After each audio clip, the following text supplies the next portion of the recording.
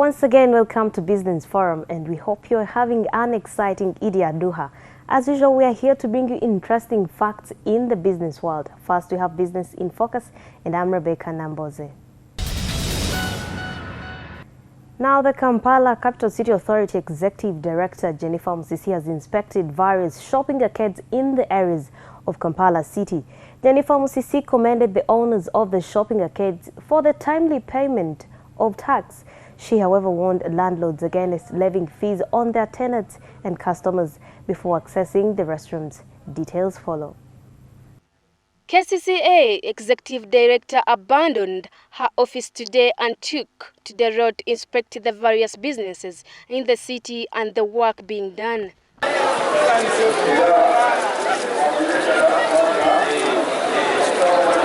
While at Shauriako, Jennifer Musisi cautioned owners of buildings against levying charges on tenants and customers before one can access the restrooms.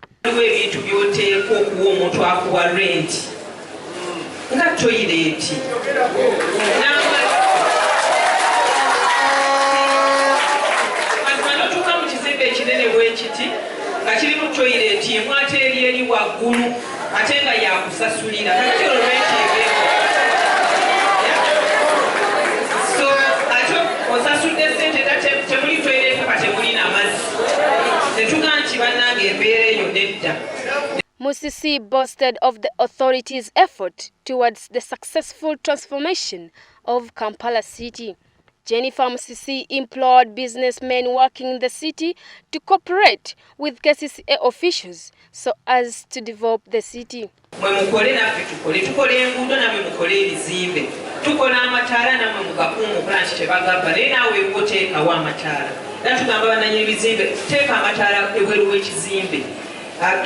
Ebipande biyitira obungi n'owansi tokyalaba na kizimbe katuwambe epande tubiteekewo bulungi ekibuga kyaffe kibeere ng'ebibuga bimutambulirayo eyo gye musuubulira gye mwegomba kubanga biri mu oda kyetwagala okukola kaakati.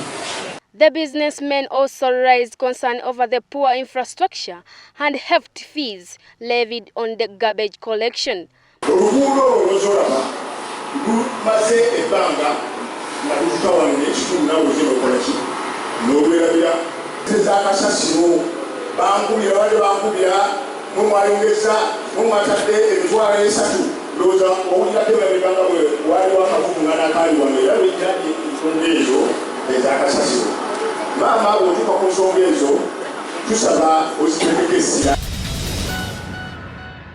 Now, fishermen in Buvuma Island are accusing a section of government officials of abating the vice of illegal fishing on Lake Victoria. According to the fishermen at Biabana Fishing Camp, some government officials are promoting the use of illegal fishing gears, a vice that kills immature fish. We have the details.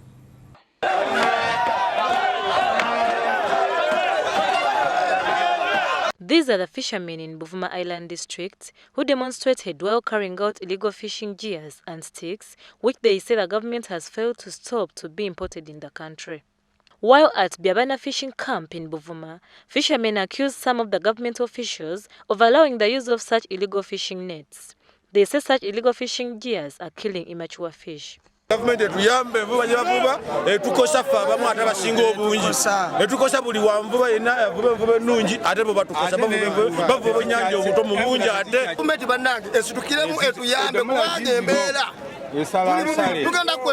Fishermen are also complaining of various groups of people who storm the island and destroy their fishing nets, plus stealing the engine, saying that they have cried out to the concerned authorities, but all in vain.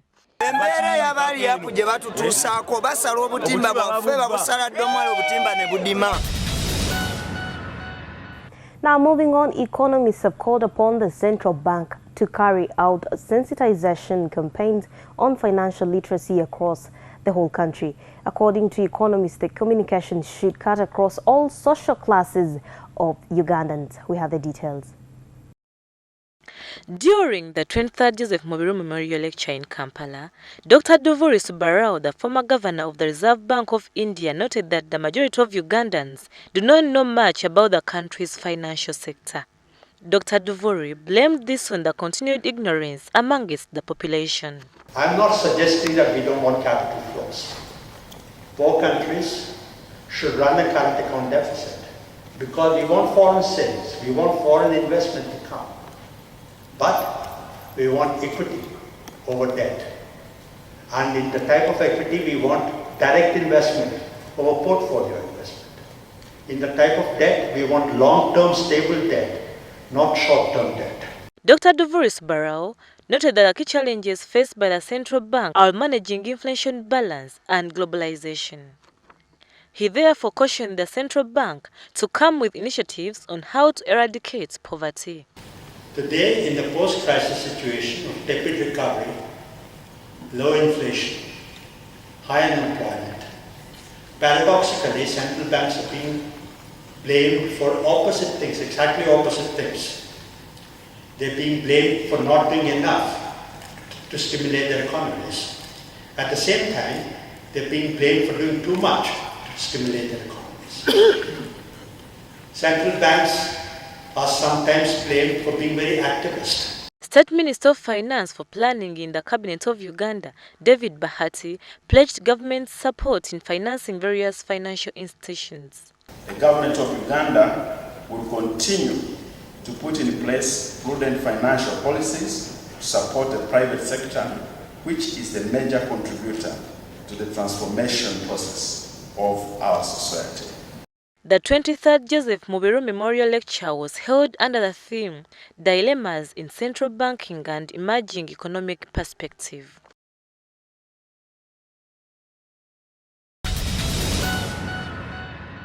Apple has said it is taking steps to remove malicious code added to a number of apps commonly used on iPhones and iPads in China. It is thought to be the first large-scale attack on Apple's App Store.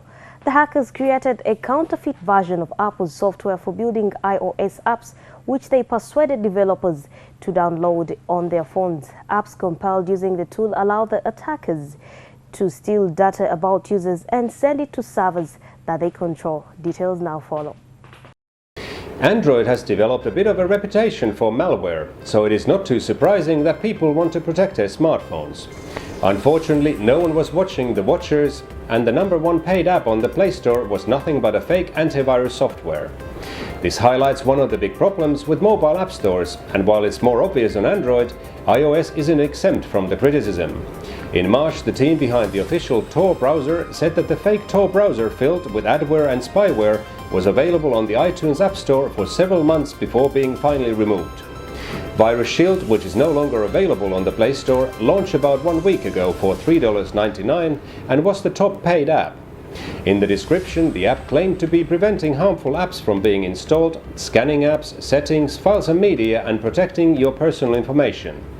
Add to that no advertisement, no permissions, and low impact on battery life, and you have thousands of users paying and downloading Virus Shield. Except the app didn't do anything at all. Most experts say that antivirus software.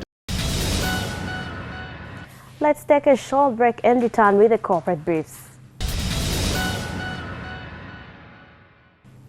Welcome back. Now, chief executive officers from the major companies, government parastatals and government departments have converged at Entebbe to deliberate on the basic economic sectors that move the Uganda's economy. The sectors under review include energy and power, infrastructure development, agriculture and irrigation, as well as processing and technology, among others. This is the 6th summit in the East African region. Details now follow. In the summit, energy and power are expected to take a center stage as the key drivers of industrialization as well as technological advancement in the regional economies. The summit, that has attracted over 100 chief executive officers from the East African region, is also expected to draw conclusions on how to improve agricultural productivity and infrastructure. The Director for National Planning Authority, Dr. Wilberforce Chesamba Mugera, says governments should invest in agriculture as a way to create employment through value additional efforts. Put those in place in order to exploit agriculture, tourism, oil and gas, minerals in terms of value addition. We think that if Uganda can be competitive, it can attract the investors in order to create employment and also revenue so that we can sustainably finance human capital development in terms of health, education, access to water, and food security. Chief Executive Officer for Umeme, Celestino Babungi, says Power Distribution Company has labored to reduce user tariffs charged on the public as a way of increasing development from the household level. He says there is increased power reliability in the country, unlike in the previous years where load shedding used to be intense. But to say fairly, our tariffs in the country are competitive in the region. What's your projection for the coverage for the entire country, looking at the 2040 vision? The vision 2040 is long term, but what I can say is NDP2 is very, very specific. That we need to move from the current electricity penetration rate of 15% to 30% in the next 5 years. Is it achievable? Yes, it's achievable. Are we doing something about it? Yes, we are doing something about it. We are connecting more customers. The government is investing in rural electrification. Actually, we have connected 55,000 customers on OBA, the free connection program. You apply for free, we connect you under the funding from the World Bank. It is something that is at the center of our plans to double the access rates at the moment. But to say fairly, our tariffs in the country are competitive in the region. Babungi adds that over 55,000 customers have already been connected to the national grid in the rural areas at no cost. This is partly contributed to Umeme's increased effort and support from the government through rural electrification. Yes, we are doing something about it. We are connecting more customers. The government is investing in rural electrification.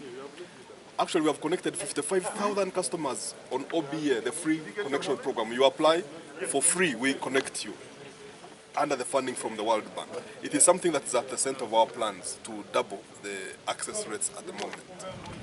One of the major challenges in Uganda is unemployment, especially among the youths. The summit acknowledges that this shall be overcome if the lead strategies are implemented. Well, Business Forum takes another short break and we return with this week's Let's Talk Exports.